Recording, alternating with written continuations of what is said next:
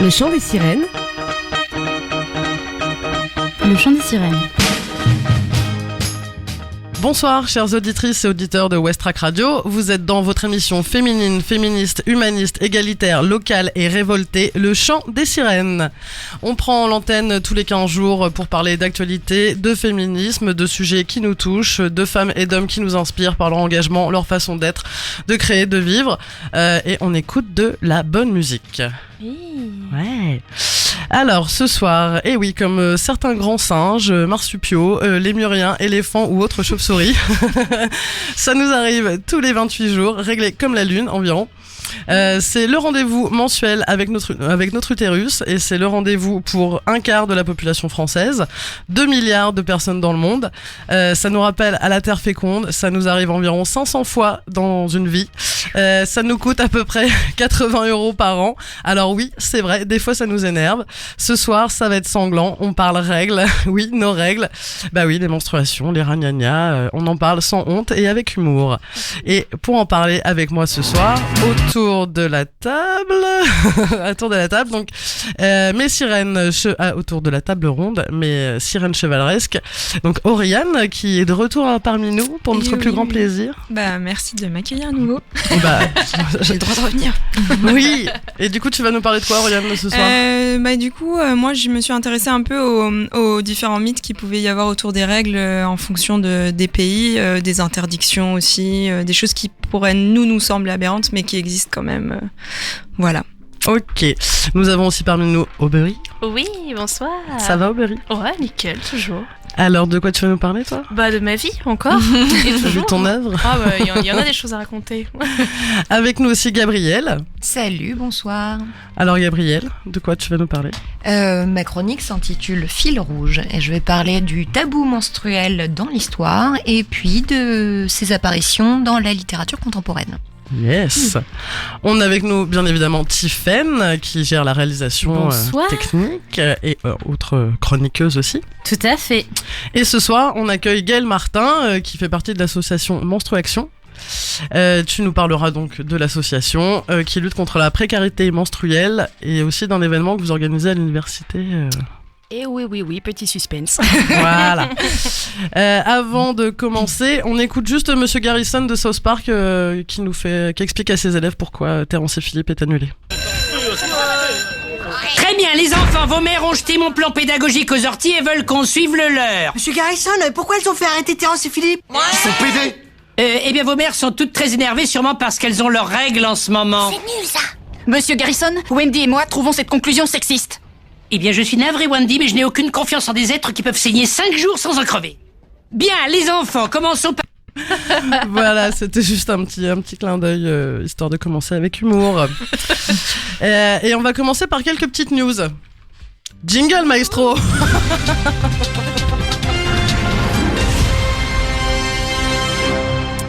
Alors, tout d'abord, moi je voulais commencer par un hommage à Katherine Johnson, qui est une femme de l'ombre et de l'espace, qui s'est éteinte à l'âge de 101 ans, donc le 24 février dernier.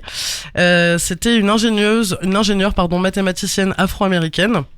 Elle avait rejoint le programme spatial américain qui était la future NASA en 1953. Elle avait pour tâche principale à l'époque de contrôler le travail de ses supérieurs à l'aide de calculs.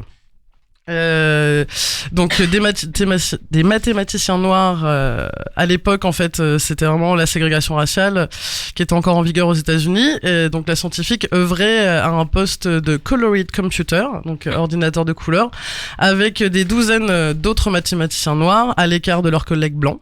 C'est seulement en 1958 que son équipe a été intégrée à d'autres divisions de la NASA pour faire partie du premier programme de vol spatial habité des États-Unis.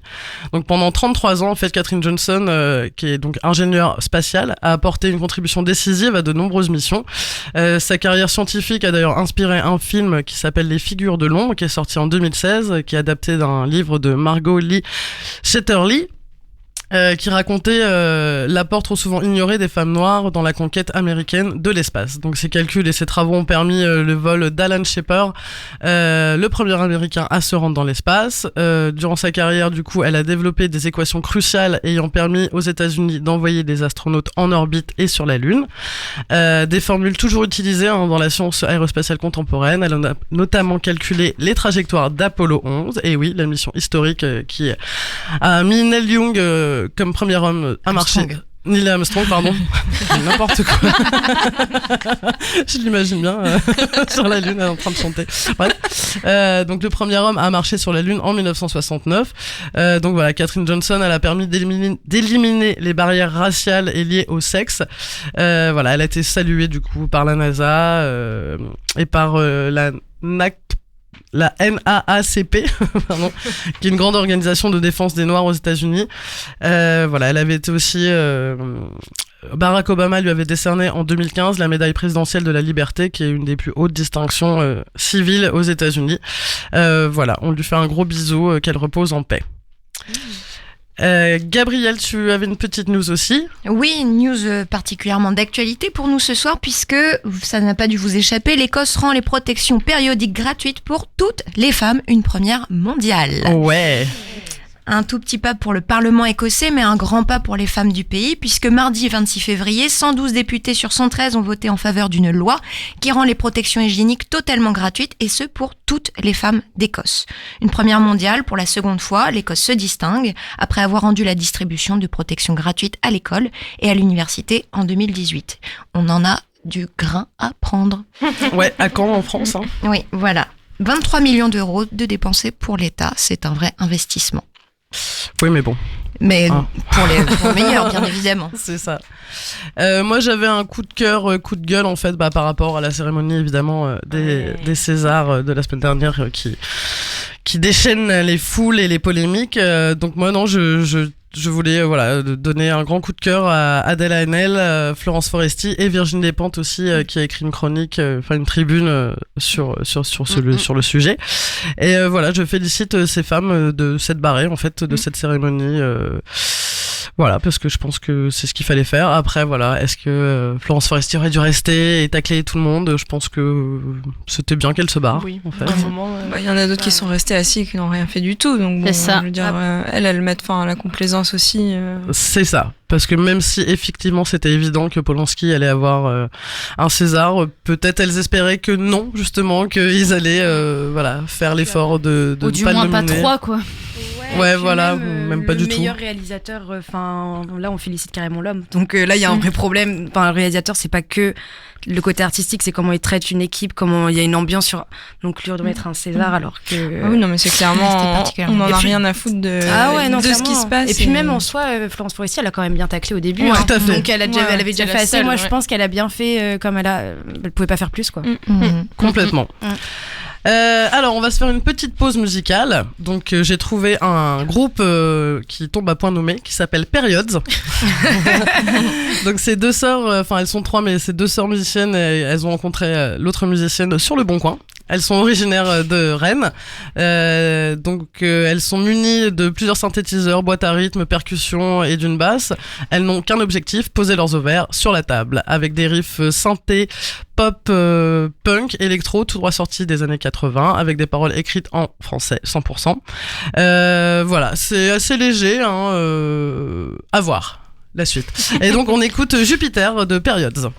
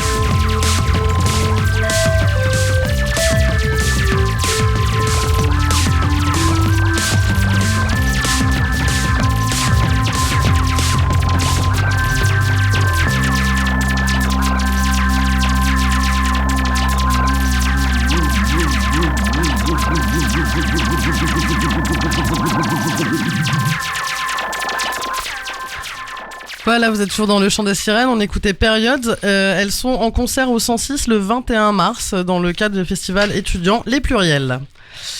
Et du coup, ce soir, on reçoit Gaëlle Martin, fondatrice de la toute jeune association havraise Menstruaction, qui a pour objectif de lutter contre la précarité menstruelle et la précarité sanitaire qui touche évidemment généralement les femmes, car on en avait déjà parlé, avoir ces règles, si on aborde, ça peut être parfois vu comme un privilège.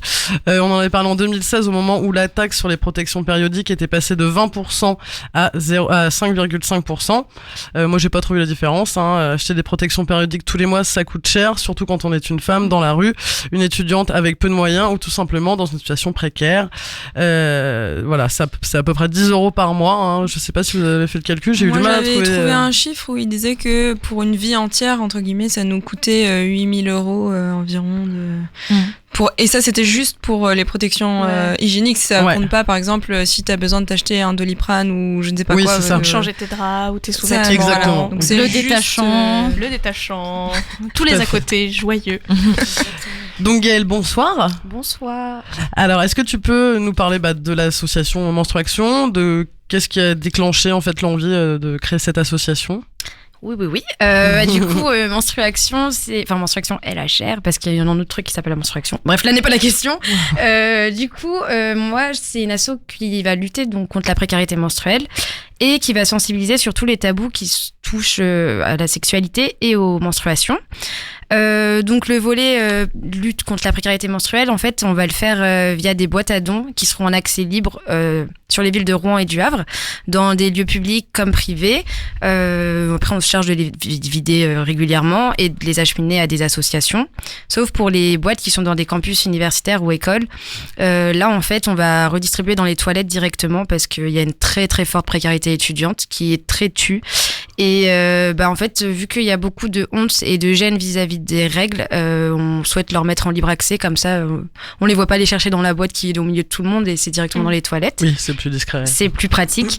Donc on le fait de cette façon. Après, on fait aussi des permanences lors d'événements étudiants, parce qu'on est étudiante, donc c'est plus simple pour nous, mais aussi de la ville, etc. Et donc ça, c'est pour vraiment le côté de lutte contre la précarité menstruelle. Et après, pour ce qui est de la sensibilisation, on va faire des événements, notamment là, le gros événement qui va arriver, c'est la semaine de sensibilisation à la fac. Donc on fait des conférences débats, des projections de films. On veut toujours un échange avec le public à la fin. On va pas vous forcer si vous voulez pas parler, mais dans l'idée, c'est qu'on aimerait bien qu'il y ait une réflexion qui soit faite et un échange après pour pouvoir évoluer et se rendre compte des problèmes qui existent actuellement. Et donc on le fait via différents biais. Donc il y a ça, il y a aussi des pièces de théâtre, plein de petites choses. On fait des jeux, enfin pas des jeux, mais on fait un petit truc, le menstruez-vous, on donne plein d'anecdotes pour éduquer par rapport à tout ça. Et donc c'est comme ça qu'on sensibilise essentiellement sur ces tabous. Après, peut-être qu'il y aura d'autres façons de le faire qui vont venir au fur et à mesure, puisque je tiens à préciser que ça fait que à peine un mois qu'on a créé l'asso. Donc, on est vraiment junior asso, les petits bébés qui débarquent, mais on a des grandes visions, comme des grandes assos. Donc, ça ne veut rien dire. C'est bien, c'est très bien. C'est bien, au moins c'est encourageant.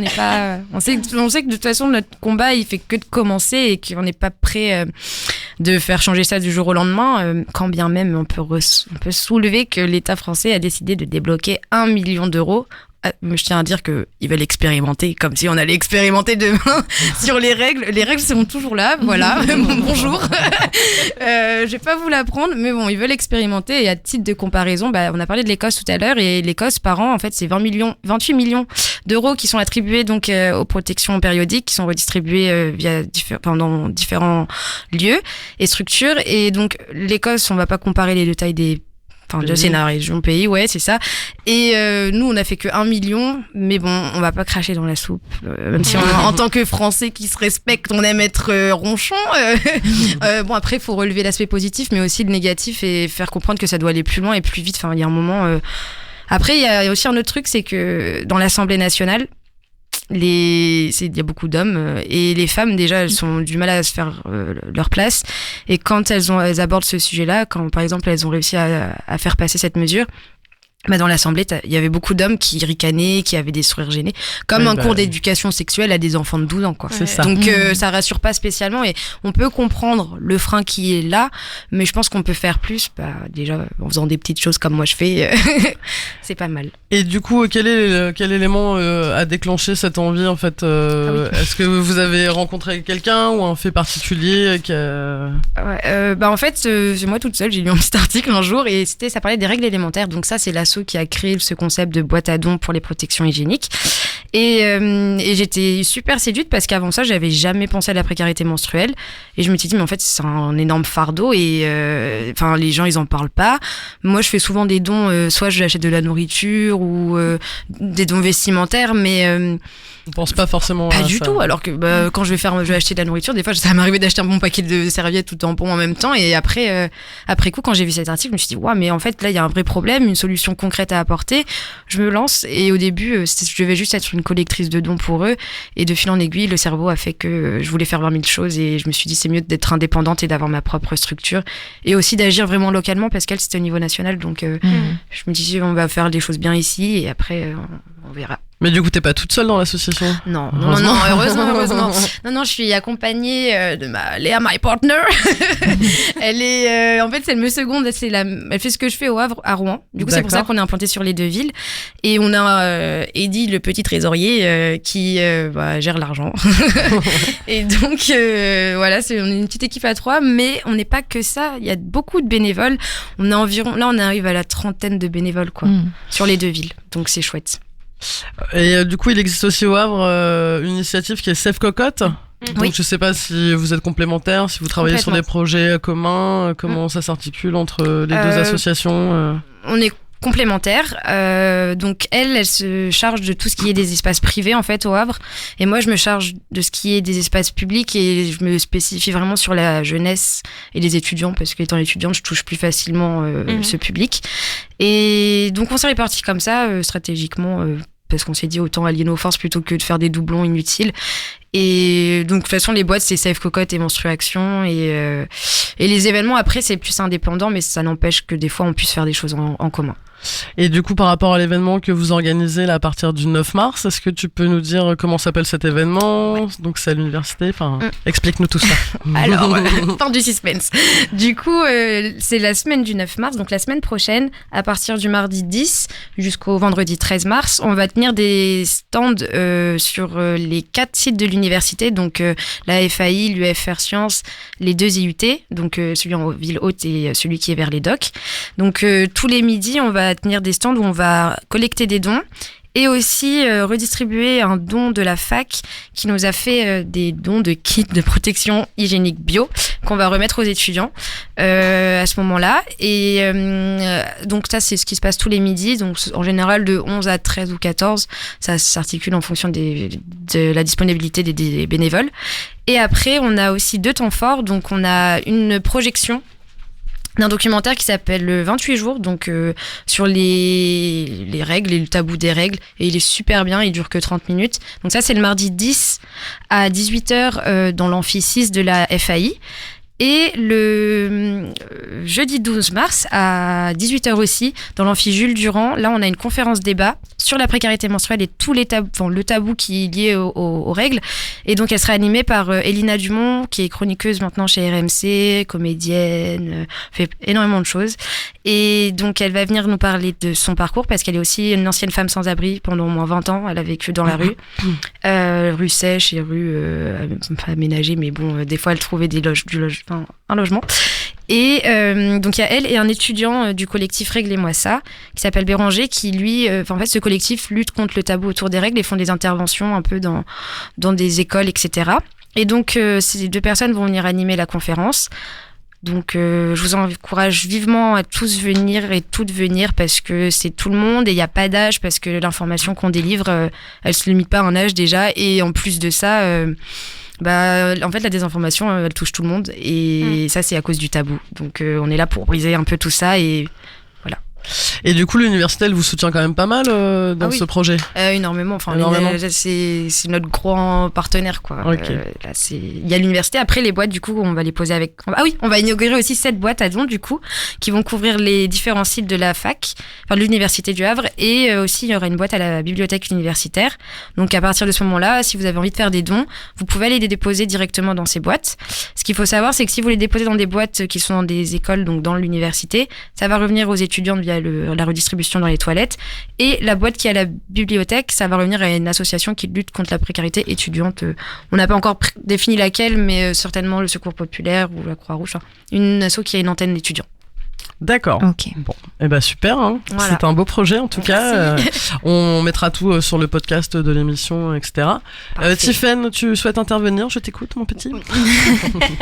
Non, mais la dernière fois, le trésorier avait intervenu quand on avait pu échanger. Et il avait dit quelque chose de pas très bête, et je trouve ça très cool de le repréciser, que les boîtes à dons et toutes les protections hygiéniques, les dons, c'est pas que les femmes qui peuvent le faire parce qu'on a l'habitude d'en acheter, etc. Même les hommes peuvent aller en acheter, justement, en acheter une fois de temps en temps pour en faire don. Ça coûtera toujours moins cher que nous qui devons en acheter absolument tous les mois. Donc, on est tous concernés, quoi. C'est pas que... Exactement. Et puis même, je fais une petite parenthèse. Vas-y, je t'en prie. C'est pas exactement la même chose, mais à titre de comparaison, quand vous vous engagez pour des associations, par exemple, qui viennent en aide à des enfants dans des pays défavorisés, etc., vous n'êtes pas vous-même un enfant qui est défavorisé de ces pays et vous les aidez quand bien même. Donc, c'est exactement le même principe là. Même si ça touche d'un truc que les hommes n'ont pas, les règles, bah, vous pouvez quand même aider et donc faire des dons.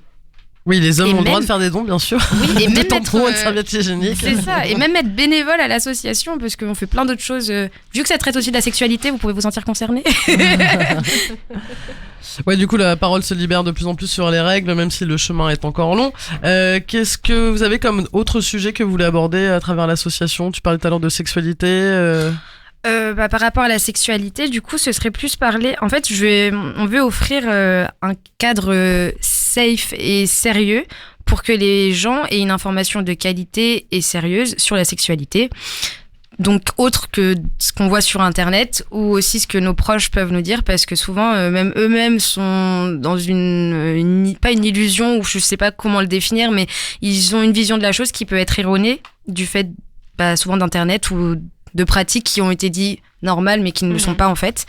Et donc nous on veut vraiment offrir ce cadre-là, donc on va parler de plein de sujets, vraiment c'est tabou, hein. Par exemple quand j'en ai parlé à ma mère, elle m'a regardé en mode Miguel, t'es sûre que tu veux faire un truc pareil?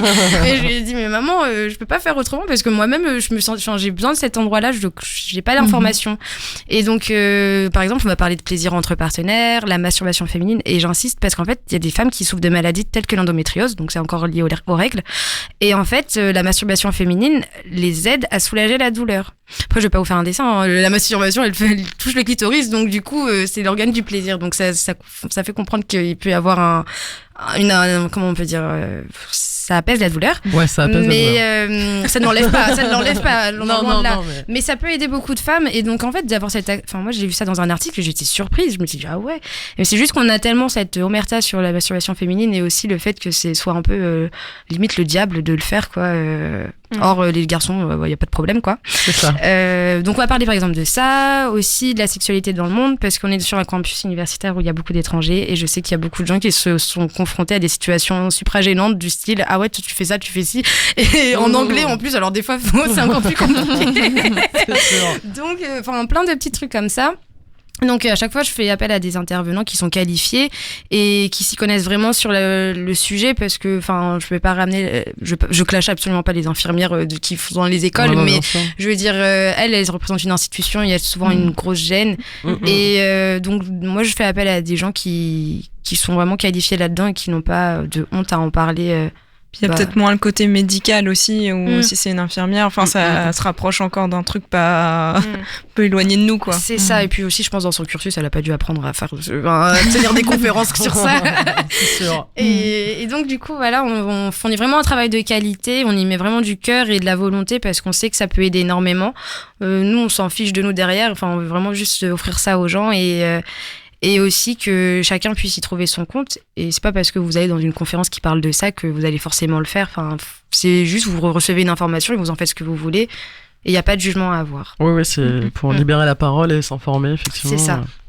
Et très belle initiative, Gaëlle. Merci beaucoup. Merci. Les filles, vous avez des questions? Non, c'est bon? Bah non, tout est limpide. Tout est limpide. On va faire une petite pause musicale. Un petit morceau que j'avais choisi du coup pour Caro qui ne peut être là parmi nous ce soir. Un morceau de Tracy Bryant qui est un artiste originaire de Los Angeles. Sa musique souvent sur le fil est faite d'une guitare pop souvent crunchy, d'écho et de brume élégante. Après ses 2 premiers albums, il semble être fin prêt à revenir avec quelques morceaux qui ne trahissent pas ses inspirations et sa force obscure et underground. On écoute Bury Me de Tracy Bryant.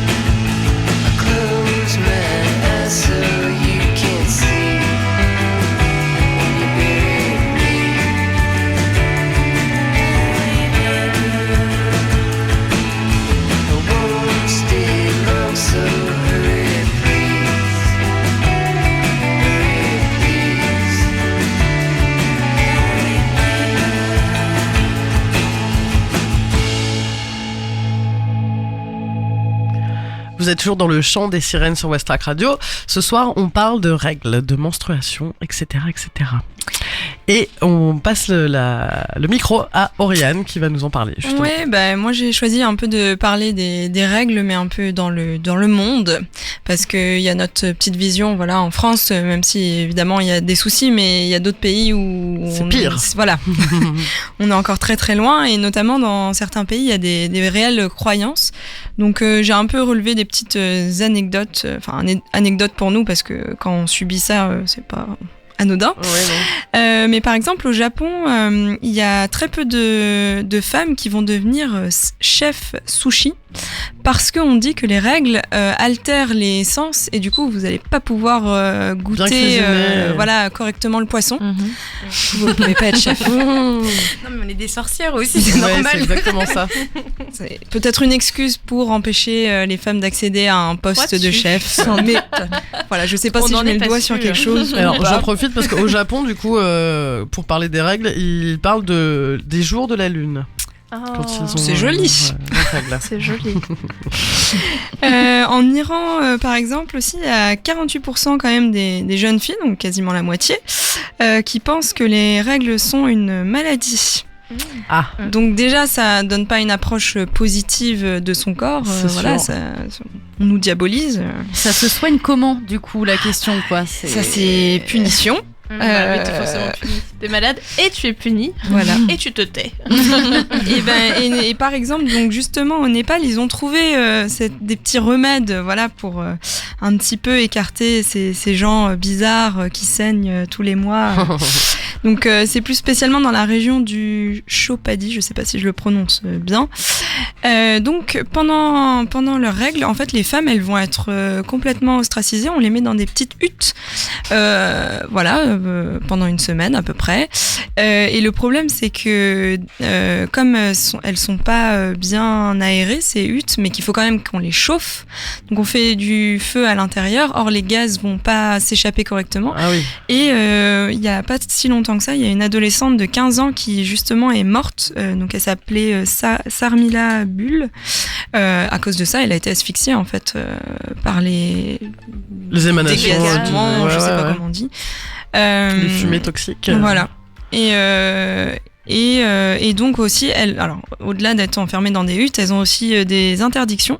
Par exemple, elles peuvent pas entrer ni dans les maisons ni dans les temples. Elles n'ont pas le droit d'utiliser les sources publiques d'eau potable parce qu'on pense qu'elles vont contaminer l'eau. Bien sûr. Les hommes pourraient se mettre à saigner aussi, c'est quand même très connu et très courant. Et elles peuvent pas participer à des événements collectifs. Il y a plein d'interdictions comme ça.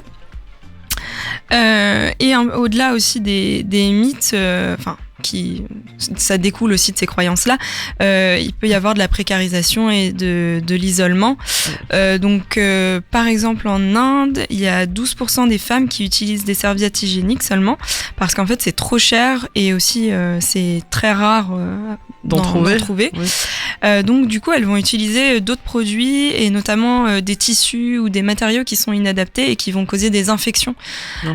Voilà. Et puis, comme c'est tabou, on n'en parle pas. Du coup, cercle vicieux. Voilà, on s'en sort pas, quoi. Et aussi, dans certains pays, oui, les règles, du coup, peuvent être un facteur de déscolarisation, parce que comme on est exclu un petit peu de la société, on manque des cours. Mais c'est pareil, c'est un cercle vicieux. On va pas forcément les rattraper parce qu'on n'ose pas dire qu'on a eu nos règles. Et ça se passe pas forcément que dans des pays qui nous semblent lointains. Ça peut être en France aussi. Et même oui, parce que parfois dans certaines écoles on peut être privé de toilettes adaptées, parce que c'est un petit truc, mais vous allez aux toilettes, il n'y a pas de petite poubelle à côté, du coup vous en faites quoi en fait? Vous la gardez dans les mains, et ça peut être quand même vite gênant. Et au-delà de ça, il y a aussi des problèmes sanitaires dont on est aussi victime en France. C'est par exemple, je ne sais pas si vous connaissez le syndrome du choc toxique. Donc ça, c'est avec les produits qu'ils mettent pour blanchir les tampons. Et par exemple, il y a une américaine, elle s'appelle Lauren Vasseur, elle a perdu, je crois qu'elle s'est fait amputer la moitié de sa jambe parce que un jour elle s'était évanouie, enfin un vomissement, il y a plein de symptômes, mais comme c'était pas du tout connu, elle s'est pas dit tiens c'est parce qu'il faut que j'enlève mon tampon, on se ferait pas forcément que quelque chose d'hygiénique. Oui, ça peut. Et voilà, elle posait problème et du coup suite à ça sa jambe s'est nécrosée, ils ont dû l'amputer. Ah ouais. Mais ça encore, il y a ouais, petite aparté. Intervention. En fait, c'est pas le truc blanchissant, c'est le fait parce que même avec les cups, tu peux avoir ça. C'est le fait que ton sang il reste en fait, il stagne et du coup t'as la bactérie qui remonte dans ton utérus. Et qui crée le choc toxique. Mais il n'y avait pas aussi une histoire de. Après, dans tous les cas, ça c'est les perturbateurs chimiques endocriniens, tout ça. On a tout plein d'autres délires qui sont. Mais le choc toxique, il faut vraiment le relever parce que t'as plein de gens qui portent la cup et qui se disent j'ai pas de risque avec et qui dorment avec. Sauf que du coup, tu dépasses le délai avec lequel tu es censé la. Ouais, mais sauf que ça, c'est encore le marketing parce qu'au tout début de la cup, justement, qu'est-ce qu'on nous a pas dit? Genre, oui, c'est formidable, vous n'êtes pas obligé de la changer, vous la gardez toute la journée, même plus besoin d'aller aux toilettes, etc. Parce qu'en fait, en réalité, vous pensez que vous perdez beaucoup, mais vous perdez que 2 centilitres. Regardez, c'est un shooter de vodka. Non, mais je sais pas dans quel bar tu vas. Tu connais pas les petits chatons chaleur, petit cocktail délicieux. Je vais te goûter. Et puis de toute façon, on n'est pas censé garder le sang à l'intérieur de notre corps. Bah non, si c'est cool, c'est pour une raison. Être évacué. Exactement. Donc voilà, plein de petites nouvelles réjouissantes. Voilà. Juste pour dire, tu sais pas dans quel bar je vais, mais il y a un bar sur le Havre qui vend un shooter qui s'appelle la Moon Cup. Oh, j'ai dit le Bloody Pussy. Ou il est en effet rouge. J'imagine. Voilà. Il n'est pas bleu comme dans la publicité. Quelle surprise. C'est du chlore. Du coup, moi j'en profite parce que j'avais noté quelques petites expressions sur les règles un peu partout dans le monde. Donc il y avait par exemple en Russie où ils appellent ça l'armée rouge. Ouais.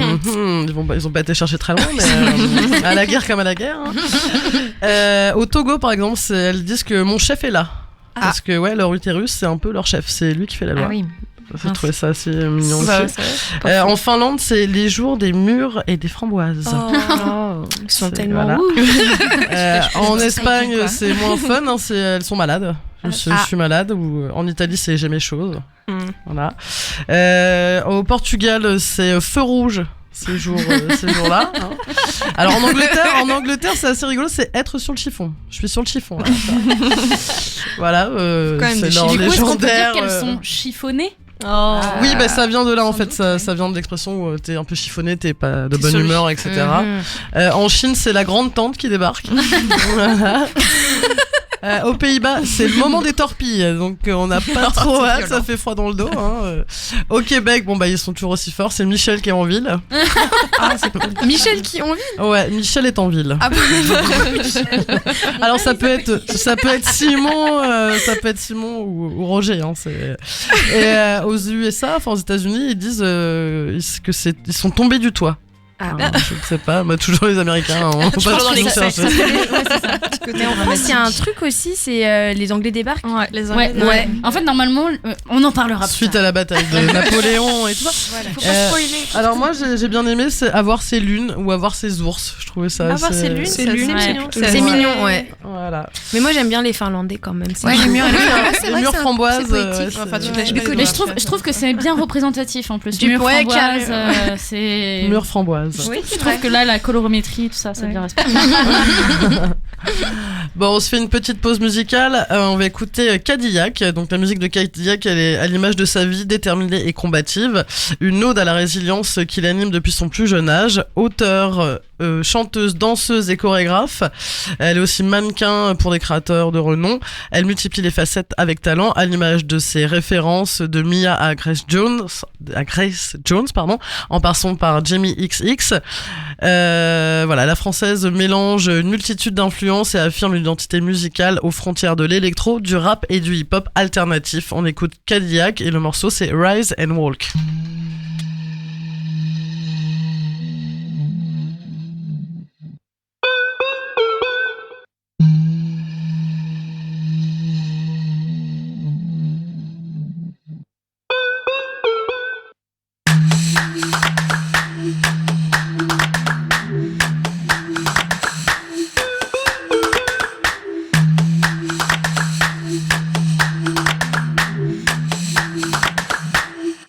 Rise and walk.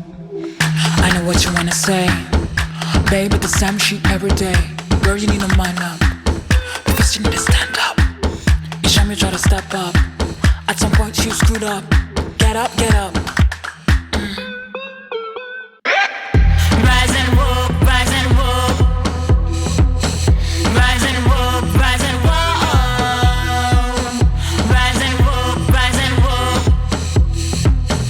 Rise and walk, rise and walk. Every day I visualize, I make up my mind, then I make up my eyes. I'm mad at myself, I need to multiply. I wasn't woke, I wasn't woke.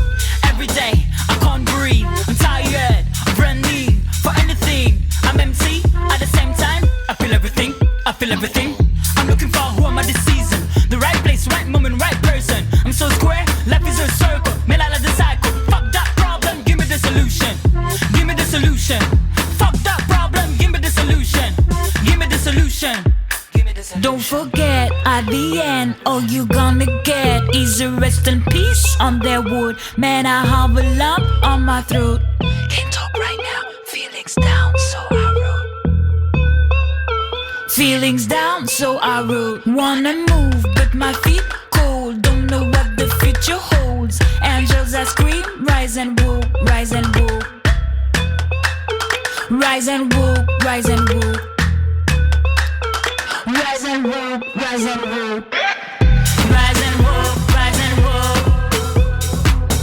Rise and walk, rise and walk. Rise and walk, rise and walk.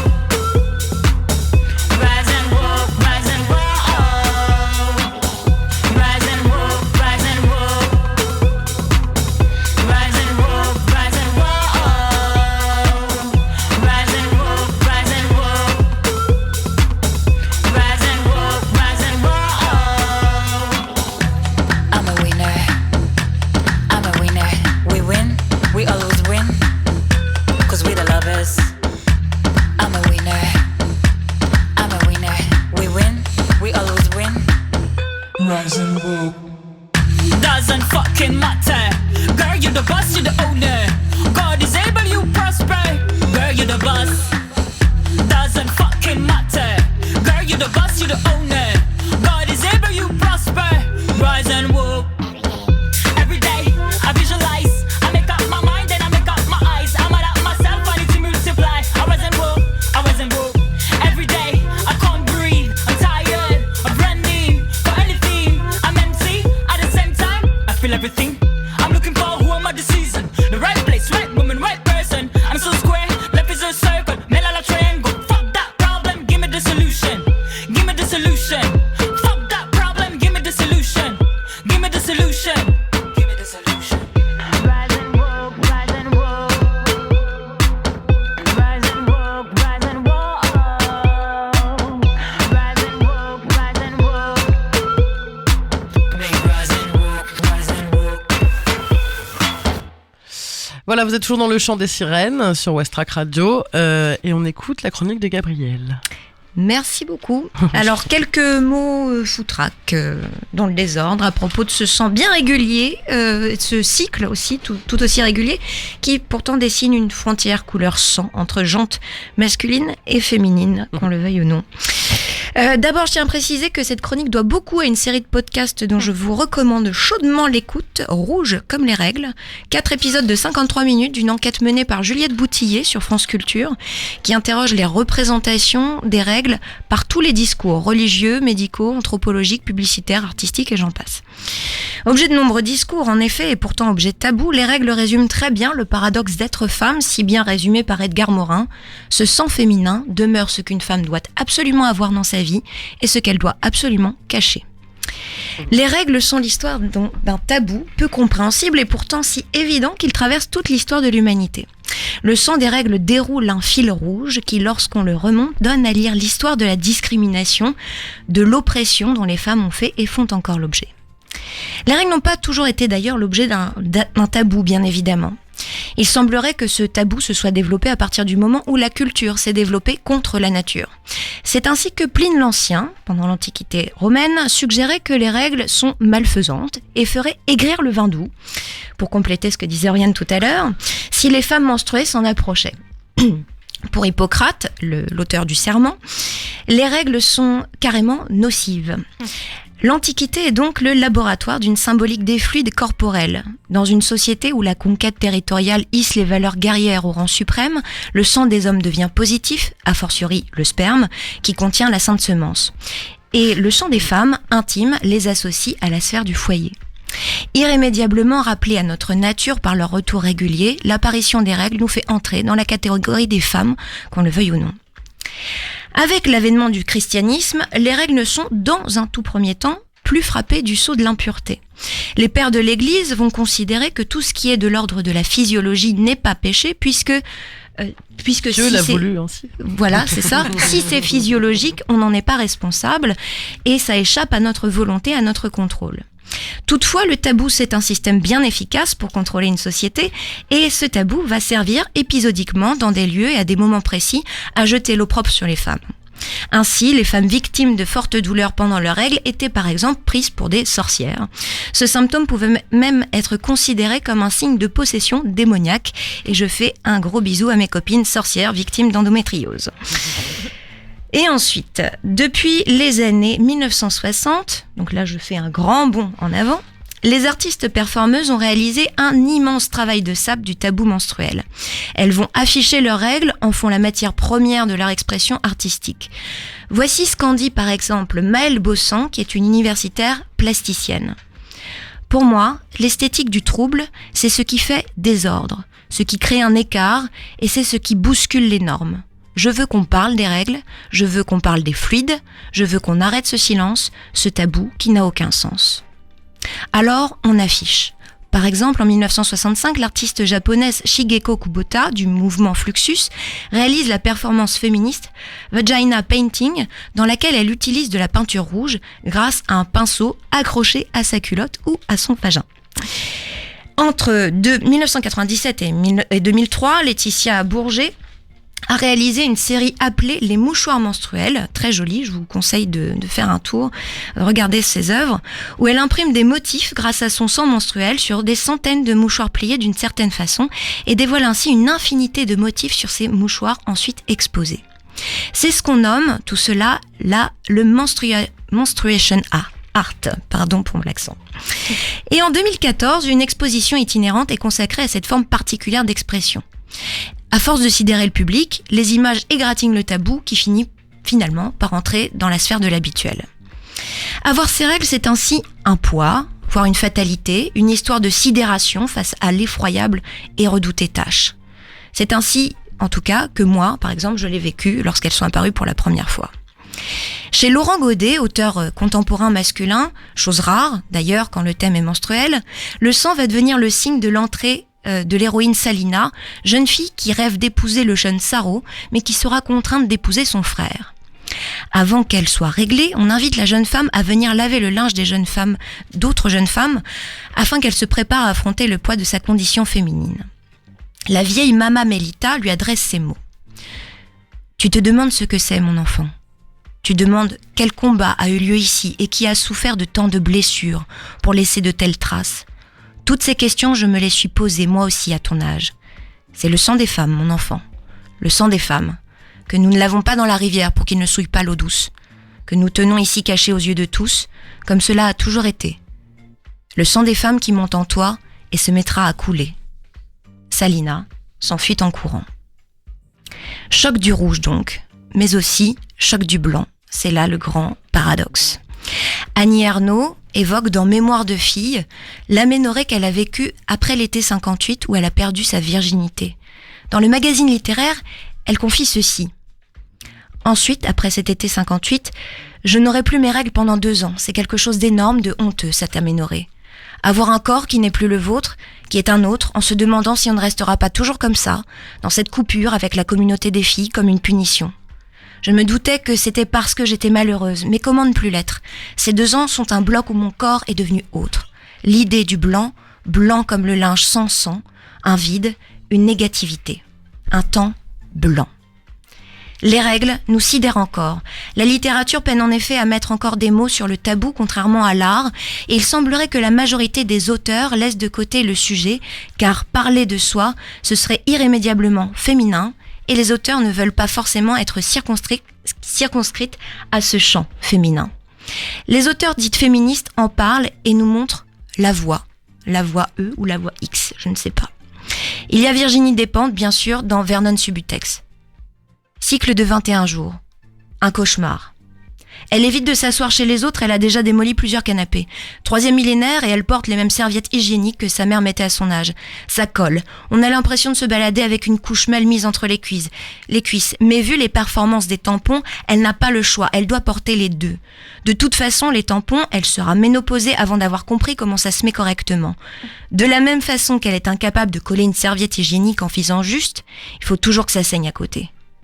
Si les mecs avaient leurs règles, l'industrie aurait inventé depuis longtemps une façon de se protéger high-tech, quelque chose de digne, qu'on se fixerait le premier jour et qu'on expulserait le dernier, un truc clean et qui aurait de l'allure. Et effectivement, il faudrait que les règles soient l'affaire de tous et toutes pour que la précarité menstruelle cesse et son tabou avec. Alors pour paraphraser Mona Chollet dans Sorcière, il faut mettre ce monde cul par-dessus tête et montrons et disons notre sang pour qu'il devienne enfin légitime. Oui, yes. Bravo. Merci Gabrielle. Eh bien, écoutez, sans plus attendre, je crois qu'on va pas trop avoir le temps de repasser un petit morceau là entre deux. Ça va être un petit peu chaud, oui, en Donc, effet. on va enchaîner Pardon, direct avec ta petite chronique à toi, Aubery, si ça te va. Eh ben, Oui, voilà, c'est pour ça que je voyais que t'étais. J'étais encore bercée par la Voilà, voix de au coin de Gabrielle. la cheminée. Eh ben, je me lance alors. Voilà, les règles. Ah, les règles. Ça fait 200 000 ans que la moitié des homo sapiens de cette terre les ont, mais j'ai l'impression que tous les ans, c'est la découverte d'un truc extraordinaire pour certains. Donc personnellement, je me rappelle pas de quand je les ai eus, parce que ça a rien changé à ma vie. J'ai la chance d'avoir grandi dans une famille où il n'y a pas de tabou et suffisamment de revenus pour me permettre d'avoir des protections périodiques tous les mois. Alors quand j'ai eu mes règles, il s'est rien passé de particulier. Mes parents étaient vaguement contents et fiers, mes copines vaguement jalouses, mon frère complètement indifférent. Pas de douleur, pas d'acné, pas de changement d'humeur complètement impromptu. J'étais limite déçue en fait. J'ai toujours parlé de mes règles librement avec ma famille et mes amis. J'ai jamais été confrontée au tabou des règles et jusqu'à tardivement. Et c'est là que j'ai compris qu'il y avait un problème en fait. Pas moi et mes règles, mais les autres et mes règles. En fait, les autres, c'est la société, plutôt masculine et patriarcale, et mes règles, ce sont les règles de toutes les femmes. En grandissant, j'ai compris qu'il y avait un problème quand, d'abord à la télé, je voyais que des femmes irréelles vivre leur meilleure vie en faisant du roller en Californie, en pantalon moulant blanc, en faisant avec des du sang positions bleu. extravagantes pour vanter leur protection périodique. Moi, je voulais voir ma réalité, je voulais voir des femmes avec des formes en jogging ou en jupe, parce que sinon ça sert trop, quand on voit chier tout le monde parce qu'elles sont saoulées, ou qui passent une journée normale sans que personne ne se doute que c'est la guerre des ovaires pour elles. Voilà, des guerrières, je voulais voir ça. J'ai compris qu'il y avait un problème quand j'ai vu des pubs avec des serviettes hygiéniques absorbantes plein de liquide bleu. Moi, je voulais que les gens comprennent que tous les mois, on est plutôt sur du Tarantino que sur un tableau de Klein. J'ai compris qu'il y avait un problème quand j'ai dû expliquer moi-même à mes partenaires la différence entre serviettes, protège-slip, tampons avec applicateur, sans applicateur, la cup, les serviettes réutilisables, et faire de la pédagogie pour qu'ils se sentent concernés et qu'ils n'aient pas honte d'aller en acheter eux-mêmes. Parce que non, c'est pas la honte, et oui, s'il y en a plus à la maison, tu vas vite voir la différence. J'ai compris qu'il y avait un problème quand dans les séries TV, on n'a jamais vu une femme devoir changer sa serviette ou son tampon. Personnellement, le plus gros mystère pour moi dans Lost, la série phare des années 2000, c'est pas qu'il y a un ours polaire sur une île tropicale ou un nuage chelou qui fait un bruit de criquet, c'est que sur 6 saisons, les rescapés ne sont pas en galère une seule fois quand elles ont les règles. Jamais, aucune tâche, aucun accident, tout roule. J'ai compris qu'il y avait un problème quand, souvent dans les films, on voit une femme rentrer en vitesse chez elle pour se raser les jambes et les aisselles pour assurer un rendez-vous de dernière minute, alors que la majorité des femmes que je connais priorisent plutôt le vidage de cup en vitesse ou le changement de tampon pour un rendez-vous de dernière minute. Et j'ai compris qu'il y avait un problème en festival, quand tu dois redoubler de créativité pour rester propre, parce que bien que la moitié des festivaliers soient des festivalières, rien n'est pensé pour elles. J'ai compris qu'il y avait un problème quand on voit des hectolitres de sang à la télé, mais qu'une petite goutte au fond de ton slip peut renverser le monde et son ordre établi. Alors ce que je demande, c'est que vous sortiez la tête de notre trou, que vous nous laissiez saigner tranquillement, parce qu'on en a ras la cup, et vive le matriarcat. Yes. Bravo, merci. Calé dans le timing. Nickel, Parfait. nickel. Et du coup, Tiffaine, on Oui, te passe le micro. bonjour, bonsoir. Bon, oui, je sais, je devais en effet parler des expressions désignant les règles. Mais finalement, comme les Anglais vont pas tarder à débarquer, j'ai légèrement changé d'avis. Non, en vrai, de toute façon, comme tu le disais tout à l'heure, les Anglais débarquent, et bah ça date d'une bataille de Napoléon contre les Anglais, qu'il a fini par perdre pour nous laisser dans la merde. Ma grand-mère était même pas née, alors bon, passons à autre chose, j'ai envie de dire, allons de l'avant. Ne soyons pas en retard sur notre temps. Tiens, d'ailleurs, en parlant de retard, en vrai, qui aujourd'hui, parce que là on l'a beaucoup évoqué, mais est réglé de façon naturelle, sans fausses hormones injectées dans le corps. Bon, voyons les filles, autour de la table, je suis sûre que la quasi-totalité de vous sont quasiment fossilisées, pardon. Donc, fossilisées. Quoi, ça va, tu le prends mal? Bah ouais. Qu'est-ce qu'il y a, t'as tes règles ou quoi? Non, non mais d'ailleurs, tiens, t'as tes règles ou quoi? Parlons-en. Bah oui. Bah, on est là pour. Si, on va en parler. T'as tes règles ou quoi? Non mais dis, vraiment, ô toi être qui n'a jamais eu et n'aura jamais ses règles. Mais ferme-la. Non mais parce que on va parler un peu de ce qui se passe quand on a ses règles. Hein. Si, j'y tiens. Alors pour commencer, on saigne de la moule. Juste tout simple et bête. Ça paraît peut-être stupide comme ça, mais je préfère le repréciser, on sait jamais. Donc déjà dès la base, on a connu mieux comme situation, tu vois. Donc là, pour pallier à ça, faut qu'on gère le saignement avec des serviettes, tampons, cups et tout autre moyen qui nous troue un deuxième trou de balle tellement c'est cher et qui en plus va potentiellement nous irriter la foufoune. Ah ouais, déjà on est ravis de pas gagner grand chose comparé aux hommes, mais en plus de se ruiner en moyen de protection. Et ensuite, comment vous dire que niveau hormones, c'est pas fou non plus quoi. Alors, les hormones, c'est pas forcément elles qui nous énervent, mais plutôt ce qu'elles font qui font que ça nous énerve. Tu vois un peu le genre? Attends, je t'explique. Déjà, ça travaille tellement là-dedans qu'on dort pas très bien. Je sais pas pour vous, mais moi, je vais passer non seulement ma nuit, à mal dormir, à faire des rêves bizarres, et puis à trouver une bonne position pour pas que ça coule de partout. Parce que bon, les flux abondants, merci bien. Ouais, voilà. Donc déjà, faudrait limite des couches de fuite urinaire pour être peinarde. Tu parlais de protection tout à l'heure et on parlait des hommes qui auraient pu fabriquer des choses si c'était eux qui étaient concernés. Enfin bref, déjà ça commence bien, je suis fatiguée, j'ai plus de thunes. Ensuite, comme je le disais, les hormones travaillent. Mais genre, elles travaillent bien, quoi. Je sais pas vous, encore une fois, mais moi, quand j'ai mes règles... Oh là là, j'ai envie de faire des câlins. Mais des câlins, en veux-tu, en voilà, quoi. Bon, limite, quand il y a 3 gouttes, je dis pas. Allez, un petit coup, bim, bim, bim, voilà, c'est fait, ça fait du bien. Mais quand c'est les flots, dis. Non, mais déjà que je me tape de l'acné, une peau grasse, que j'ai le ventre gonflé, des poils chelous qui poussent à des endroits bizarres. Alors si en plus, je commence à repeindre la chambre de mon intérieur, merci, mais non merci. Donc oui, en plus de ça... je suis légèrement frustrée quand j'ai mes règles. Tout ça sans compter les crampes et les douleurs. Ah bah oui, je sais pas vous, mais moi c'est pareil, c'est mal au sein 3 jours avant et 3 jours après, des crampes dans le ventre et dans les reins, parfois dans les jambes, et comme je suis crevée et anémiée, la migraine, ça y va aussi. En plus, je me plains, mais en vrai, j'ai de la chance. Bah oui, on l'a aussi cité, mais moi j'ai juste mes règles de façon simple. Mais il y en a d'autres qui ont l'endométriose. Alors déjà que moi je me plains de saigner d'un seul endroit, alors si en plus je commençais à saigner à l'intérieur dans certains organes, ce serait la fin du monde pour moi. Non mais en vrai les filles, on exagère avec ces histoires de règles, vraiment, c'est abusé. Puis, en plus pour ceux qui suivent l'émission, vous le savez peut-être, mais à la maison nous on est 2 femmes, ma chérie et moi. Si je le précise, c'est pour ceux aussi qui sortent cette phrase aussi Ah mais du coup c'est cool, vous devez être synchronisés. Bah oui, évidemment, ça marche par Bluetooth. On se met d'ailleurs sur la même antenne et c'est parti, quoi. Non, vraiment, c'est vraiment pas de la magie. J'ai vécu 18 ans avec ma mère et ma sœur, on n'a jamais été réglés en même temps. Limite, on se suivait, mais jamais en même temps. Je vis avec ma chérie depuis qu'on est ensemble. On a été une seule fois réglés ensemble. C'est des hormones, les gars. C'est une variante qui ne respecte pas forcément des choses selon ce qu'on mange, selon notre état d'esprit, selon si on est en forme ou pas, stressé ou non. Tout ça, ça varie en vrai. Enfin, ça varie si on ne prend pas de contraception, évidemment.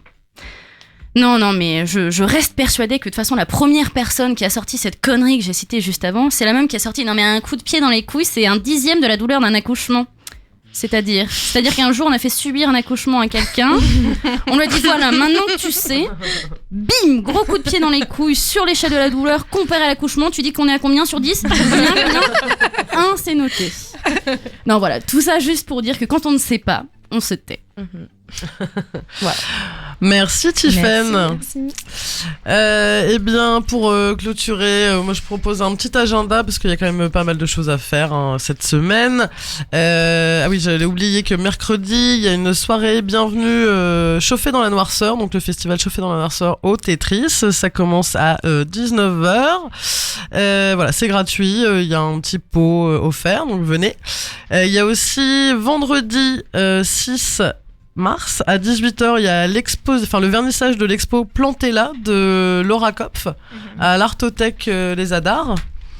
Et je vous conseille du coup d'aller au vernissage et après de venir au SEM où il y a un super concert qui se prépare avec Live qui est un quatuor indie rock anglais de Feu de Dieu. On va écouter un petit extrait d'ailleurs. Un Tiffaine.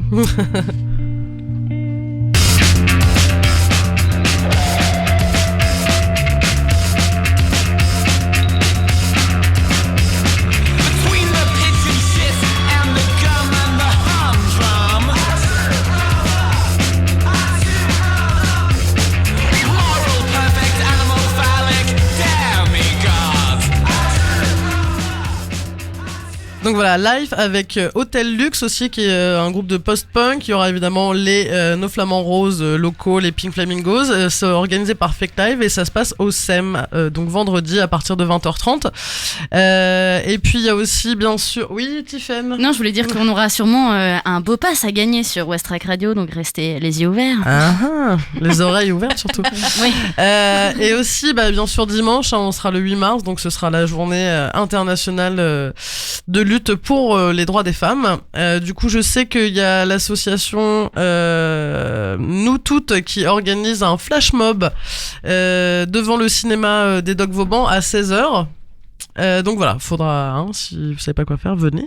Et puis je pense qu'il y aura plein de choses d'organiser aussi dimanche. Voilà. Et puis les filles, est-ce que vous avez quelque chose à rajouter? Tampons, serviettes, Moon Cup? Ça dépend des situations. Moi, j'adore les Moon Cup. Depuis que j'ai découvert, je trouve que c'est très... attention. Une fois que t'arrives à bien la mettre, mais il y a plein de façons techniques. Mais aussi, jamais plus de 6 heures. Ouais, c'est pas 12, bien sûr. Non, 8, encore ça va, je crois. Mais ouais, histoire de passer une nuit tranquille. Ouais, mais l'idéal, c'est même de mettre des serviettes. Qui dort en vrai, tu dors avec des serviettes et t'es plus sereine. Puis aussi, donc, ça dépend quand même des situations et des métiers, parce que moi, par exemple, dans la restauration, j'ai pas le temps d'aller changer la cup. Après, faut la nettoyer. Après, il y a des... Si t'es dans ton bureau, ça va, tu peux prendre le temps de l'enlever et tout, mais dans d'autres... Il y a aussi... faut pas faire... Vas-y. Faut pas déraper quand tu l'enlèves. Ouais, ce serait un peu... scène de crime, ouais. Voilà. Il y a un moyen de protection qu'on n'a pas cité, c'est la culotte aussi. Oui, c'est vrai qu'il y a des nouvelles culottes. Il y a des serviettes lavables aussi. Serviettes lavables. Il y a les éponges de mer. Vous pouvez vous mettre des éponges de mer. Vous pouvez... Mais alors, c'est un truc, ça ressemble à un préservatif féminin. Et en fait, ça s'appelle le disque menstruel. Et donc, ça, comme la cup, mais alors par contre, moi je trouve ça hyper étrange. Parce que la cup, bon, tu la mets. En gros, c'est dans le conduit du vagin, pas dans l'utérus, dans le vagin. Et du coup, en gros, là, ce disque, tu dois aller encore plus loin, c'est vraiment à l'embouchure entre l'utérus et les vagins. Alors, je pense que c'est pas hyper pratique, mais ils ont fait ça parce que comme ça, les personnes peuvent avoir des relations sexuelles pendant cette période-là. D'accord. Et le flux instinctif libre. Ouais, pour les sorcières que nous sommes. Ouais, mais vraiment, au début, elles faisaient comme ça. Il y a une grande partie, elles ont fait comme ça. Et c'est... Enfin, en vrai, on t'apprend à faire pipi, donc on peut t'apprendre à retenir. Exactement. Et... Tout à fait. Bon, eh bien écoutez, voilà, on a passé un bon moment. Merci Gaëlle d'avoir été avec nous. Merci beaucoup à vous. On va s'écouter un dernier morceau en fait de Kazé, qui est jamais à court de collaboration, que ce soit musicale ou théâtrale. Dernièrement, elle a fait le spectacle Viril avec du coup Virginie Despentes et Béatrice Dalle, la MC légendaire du Nord de Paris. Kazé revient avec un tout nouveau groupe qui s'appelle Osgang. C'est un mélange de ses deux musiques préférées, le rap et le rock. Voilà. Un écrin musical qui sied parfaitement au flow ciselé de Kazé et à ses textes emplis de rage froide et pourtant incandescente. On écoute Chuck Berry. On se retrouve dans 15 jours. On vous fait des bisous. À plus. Salut.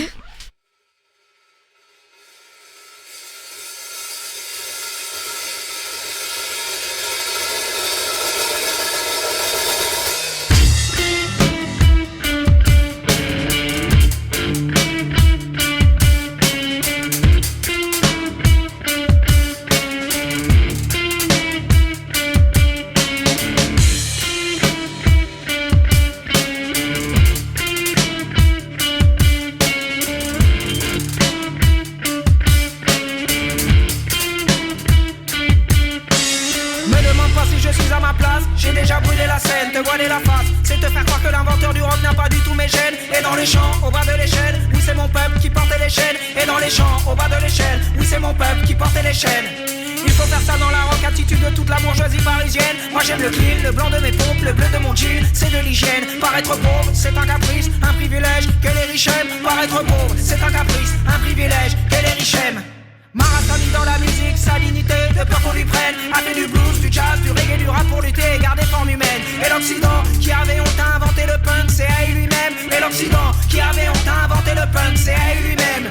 Tu as le cuir, la coupe, les clopes, les bottes et la Fender. Les anecdotes, les enfants du rock, la collection du vinyle de ton père. Je l'ai dans la chair, je l'ai dans les veines. Qu'est-ce que tu crois cette histoire est la mienne? Moi je l'ai dans la chair et je l'ai dans les veines. Et puis qu'est-ce que tu crois cette histoire est la mienne? J'ai dit Jimi Hendrix et puis Jack Perry. Jimi Hendrix et puis Jack Perry. Jimi Hendrix et puis Jack Perry. Jimi Hendrix et puis Jack Perry.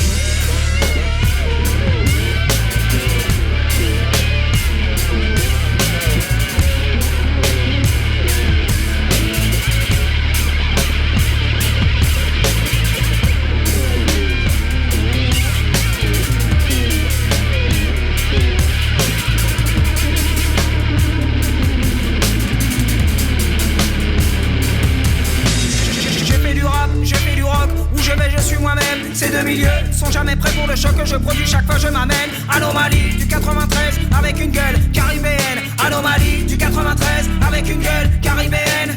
J'ai un penchant, je l'ai jamais caché pour les textes, il autopsie ma haine. Ma bouche à tout, les jours des cartouches à cracher. Et du coup cela crée le malaise. Et je suis noir dans un monde blanc, c'est impossible que je ne taise. Oui je suis noir dans un monde blanc, c'est impossible que je ne taise.